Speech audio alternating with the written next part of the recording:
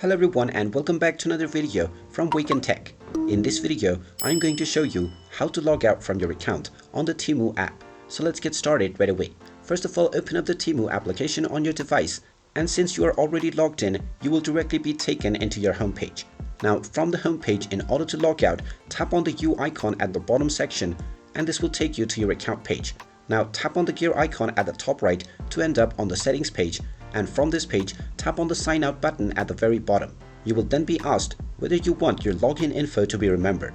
If this is your private device, then you can tap on the remember button, otherwise tap on the not now section and you will be asked whether you are sure that you want to sign out. Tap on the sign out button once again, and if you set up the application to remember your account, then you will find your login that is saved within the device. You can tap on it remove account if you wish to do so to log out from the application completely.